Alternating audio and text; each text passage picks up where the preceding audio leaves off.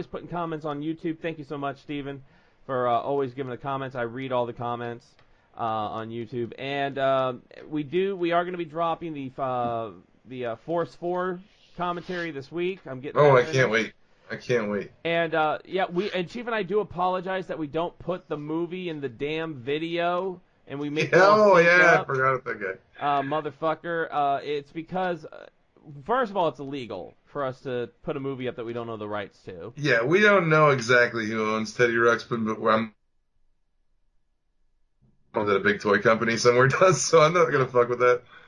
And also, anybody who knows, if you put something up like that, it's not, most of the time YouTube's going to get you, they're going to flag you, and we don't want to deal with that kind of hassle. No, well, like I said, it's free to not watch as well. We throw it up there as like an extra thing that you can watch if you want to. It's not like you have to go. So, I mean, complaints are going to just be ignored on that front. It's like, here's the thing. You can choose to do it or choose not to. We don't care. Yeah, but I do want to, thank you to everybody who puts who puts stuff up. Stephen Wilds, of course, on last week's episode, gave us a comment. He said, I thought Justice League was fine, way better than Batman v Superman, but it's funny that I disagree with you guys on several things. I actually didn't like Ezra Miller as Flash, thought he was really awkward. That's your opinion, not a problem with that. Now, I'm a fan of the TV show, but there are some weak points for sure. They do address him eating a ton, mostly in the first season, though. J.K. Simmons and Jeremy Irons needed to be in that movie more. I agree 100% with that. More Jeremy Irons and J.K. Simmons, more Gordon and Alfred. Thought Aquaman was fine for the most part, but I do wonder if he'll be able to hold a movie on his own. I think there's enough to Atlantis to make a cool Aquaman movie. They haven't even got to like some of the like giant sea creatures that are down in the depths of the ocean that you can control and shit like that. Superman seemed overpowered, but that isn't just the movie. That's a problem in a lot of stuff. Yeah, well, I mean, they actually depowered him at one point in the comic books because he could do everything. Yeah. There was like no need for any other heroes, but I didn't think so. I thought that. Well, I mean, at the end, he's kind of like the saving grace. I agree. He comes in like this shit doesn't bother me at all. I'm just gonna slap Steppenwolf around like a bitch. But yeah, I don't know. I like my Superman kind of overpowered though. I kind of like that he could just stand there with his hands on his hips like, fuck you. I like Superman having fuck you power. That's what I like my Superman to have. The terraforming thing only annoyed me because it was essentially the same villainous plot as what Zod was trying to do in Man of Steel. Fair point. Well, I mean, but also a fair point, I would think, would be the fact that Zod Zod recently just terraformed a planet in the comics. Well, a future timeline Zod. But I mean, Darkseid makes planets into hellholes. That's what he does. So I mean, he conquers and subjects people. So I mean, that's most alien invasions like that are some sort of terraforming operation or end of the world scenario. That's why the Justice League exists. That's what I think. That season with Ghost Rider and the life model decoys is my favorite thing Agents of S.H.I.E.L.D. has done so far. I love the first few seasons of the Amazing Spider-Man. I love the first few seasons of the Avengers cartoon, but the Spider-Man one was almost a little too goofy for me. Yeah, I mean, it had its moments though. There was a kind of cool Deadpool episode in it, and there was a cool one with Wolverine where they switched minds with Wolverine. It was pretty good. But yeah, I agree for the most part. It's not my favorite. I don't watch it regularly. I watched the first season of it, maybe the second season. I can't remember. I watched some of it. It's been on for a while. It's even switched titles now. It used to be like Ultimate Spider-Man, and then now it's like Spider-Man, I guess. Yeah. But we do want to thank everybody who has been watching and listening to the commentary tracks. 21 on the Teddy Ruxpin. That was fantastic. Thank you so much. Really? Wow, that's a lot more nice. Like I said, that's something that we like doing that. Like we would probably do that, but we decided to record it, just throw it there, just for fun if you want to hear it. But I'm surprised anybody is doing it. That's great. Yep, it is the third highest listened to episode behind the number one is, of course, Legend of Bigfoot is our number one most. And then How many does that got now? got 34. We're building it. Really? Yeah. And Chief, number two, believe it or not, is the time machine I found at a yard sale with 30. Really? Yeah. So, I mean, we understand that these thanks things... everybody that watched it. Everybody watched those. Thank you. We understand we understand you got to sync it up, but we try to make the sync as simple as possible, especially if it's on YouTube, because all you really have to do is just go to that link, and it's already there. Just don't hit play, go to 0, and it's basically what Riff Tracks started out doing. They Mike Nelson and Kevin Murphy and Bill Corbett started out with Riff Tracks doing that. They just released a track to a movie, and you'd have to supply the movie yourself. And but we try to make it easy too. Like we try to find movies that are on YouTube. We're branching off into Amazon Prime, but a lot of people have Prime too. So yeah. And some of these movies you might have. I mean, they could just be some crazy DVD. I don't know. And we would like to know, what movies do you want us to do commentary tracks on? Once again, leave those in either comments on the Podbean, leave them on a comment on the YouTube video. You can leave them in a comment on Spreaker. Any of the places that our podcast is on, which Crystal in just a few minutes is going to tell you every place that we're at. But leave us comments. Tell us what you would like to hear us talk about, what you would like to hear us do commentary tracks on. We love hearing from you all. You all have some great ideas. The live show, we loved hearing your questions and taking your questions when we did the live show a few months ago. No word yet on if we're going to do another one, but we probably will at some point. But we love hearing from you all. Stephen Wilds gave us an idea for a movie called Gramps Goes to College, so we're going to be looking for that. So with that... Yeah, is that like something you could find on YouTube maybe? I don't know. But let us know what you think on the Twitter. Chief is at SpaceChief75, and I'm at the Nerd Rage Renegades official Twitter account. We are on the road to 2,700 followers. We are getting awfully close to 2,700. We want to hit that goal. So make sure you like, subscribe, retweet. If you like what we do, please hit that retweet button so everybody that you know can see it and they know us, okay? Hit that retweet button. And follow us on all of our platforms. Of course, YouTube, Stardust. I haven't put anything new on Stardust in a while because I've been dealing with my knee and working, but I'll be getting back into the Stardust game here soon. Once again, YouTube, like and subscribe on there so you always know when something new comes out. Facebook.com/NRR Truth Radio. Crystal will tell you everywhere that we are at. The Nerd Rage Renegades are on the air every Wednesday on Podbean, Stitcher, Player FM, iTunes, Google Play, and every Thursday on GamingRebellion.com, Filling the Void Podcast Network, and now iHeartRadio.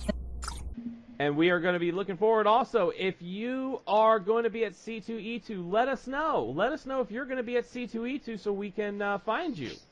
Yes, indeed. We are going to be there. Because if you rain or shine, shine. Nerd Rage Renegades will be there. At least one of us will be there. If everything works out according to plan, we will both be there. Looks like both of us will be there. I got a little bit of confirmation this week. Looks like everything is good to go, buddy. Everything's good to go. So let us know if you're going to be at C2E2, because if you are going to be at C2E2 and you find us, you will be featured on an episode of the Nerd Rage Renegades podcast, as we're going to be doing live interviews. We're going to be around for 3 days of fun in our elements, away from everything the big city. No wives, no kids, nothing. It's just us. Just the two of us loose in the city of Chicago. So it's going to be, we're on a mission from God. We're on a mission from God. Just the two of us. We can make it if we try. Just the two of us.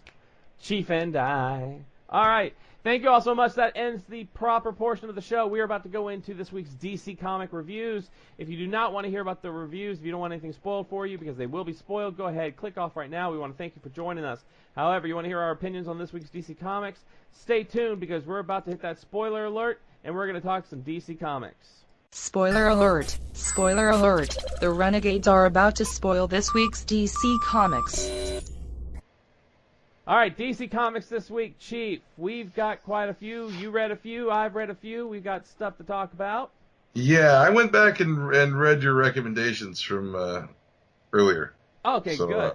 So I did read the Terrifics All right, what did you think of the Terrifics? I enjoyed this. I actually enjoyed it. Yeah, man, I dig it. I didn't know I for some reason I read all my normal books that I read normally, and I just didn't get to it. But then you reminded me that it's the Mr. Terrific team. Yeah. So I was like, I got to read that. So I went back today and I read it. I thought artwork is good, story's good. It's pretty awesome. Ivan Reese and Jeff Lemire, storytellers on this, with Joe Prado as the inker, Marcelo Mayalo as colorist. This this is, out of all those new age of DC books that are coming out, like Sideways, Damage, Silencer, which we do get Silencer #2 this week. Of all of them, this is the one I was waiting on, because this one does feel like it is out of Metal, because Mr. Terrific's played a part in Metal, Plastic Man's had has been so important lately and has been talked about in Metal. So it's going to be interesting to see how this goes. Now, the one thing I'm kind of iffy on was the release time of this book. Releasing it before Metal #6 comes out. That was odd. We got with it. We got a little too much. It got a little too much information of the end of how Plastic Man got out and what all happened. So because we don't actually see, we know he doesn't get out of the egg. No, he gets out of the egg in this one. Yeah, this is where he first comes out. So if anybody who needs those first, the reappearance of Plastic Man is in the Terrifics. He actually comes out of the egg for the first time in years. And we actually find out how he got in the egg in the first place. Because he mentions that Batman, because of Plastic Man's molecular makeup, Batman was using Plastic Man to try to delve into the dark multiverse, and due to the energies, it forced him into that like protective egg cocoon, so he wouldn't be harmed. Well, he came out like catatonic, whatever, after he touched the dark multiverse. He cocooned up, so they put him away. But then exposure to it again releases him from the egg. Yeah. And it's the team is Mr. Terrific, it's Plastic Man, and it's Metamorpho, and then they meet this other girl on a almost like a dead god, like a dead celestial body. Yeah. And it's got weird like mite things crawling all over it. Yeah. And then that reveal at the end. That she's like, I've been here for years, there's nobody else here, I didn't send any stress beacon. And then at the end, they find that it's a hologram of Tom Strong. Yeah. Okay, I read so many books. I had to try and think about the end of this. Yeah. Yeah, you're right. And she can't turn. She's also got a power where she becomes intangible. It's like her race or whatever from her planet can become intangible. But ever since she's been on this dead thing, she hasn't been able to turn tangible again. And she hasn't been able to operate the ship or anything because she says it's all useless. And Mr. Terrific knows how to turn the ship on, and they turn it on, and it's Tom Strong leaving a message. It's so interesting. I love Plastic Man. He's funny in this. Metamorpho is good. The artwork is fantastic. The only thing I don't like about it is the timing of its release. I think this should have been that one book that was released after Metal, because it does answer a lot of questions about Metal. Yeah, it's weird that they. Well, I guess it does and it doesn't. He must not be.